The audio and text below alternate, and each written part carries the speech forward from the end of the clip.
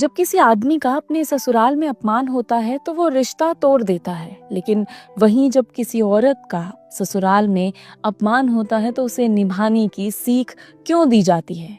जब किसी आदमी का अपने ससुराल में थोड़ा सा भी अपमान हो तो वो सिर्फ अपमान नहीं होता, वो इज्जत पर हमला बन जाता है। वो घर जाना बंद कर देता है, फोन उठाना बंद कर देता है, रिश्ते निभाने की कोशिश भी बंद कर देता है।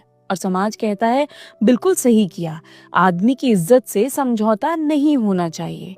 लेकिन अब जरा कहानी का दूसरा हिस्सा सुनिए। जब वही अपमान एक औरत के साथ होता है, अपने ही ससुराल में, अपने ही घर में, तो अचानक शब्द बदल जाते हैं। अरे छोड़ो ना, इतनी सी बात दिल पर क्यों लेती हो, घर बसाना है तो थोड़ा सहना पड़ता है, सबके साथ एडजस्ट करना पड़ता है, तुम ही समझदार बन जाओ।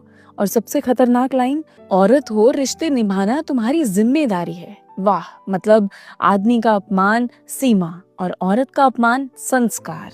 आदमी आहत हो तो वो सेल्फ रिस्पेक्ट है, औरत आहत हो तो वो ओवर सेंसिटिव है। आदमी चुप हो जाए तो वो स्ट्रॉन्ग, औरत बोले तो वो प्रॉब्लमैटिक।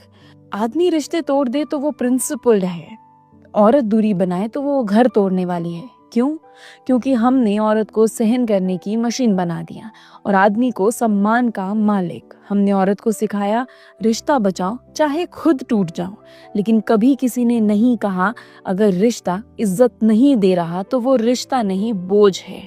सबसे बड़ा सवाल ये नहीं कि औरत क्यों सहती है, सबसे बड़ा सवाल ये है कि हम उसे सहने के लिए मजबूर क्यों करते हैं।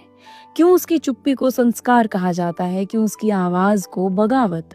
शायद अब वक्त है ये मानने का कि इज्जत जेंडर नहीं देखती, अपमान किसी का भी हो वो अपमान ही होता है। और रिश्ते वही टिकने चाहिए जहां औरत को भी उतनी ही इज्जत मिले जितनी आदमी को अपना हक समझ कर दी जाती है। क्यों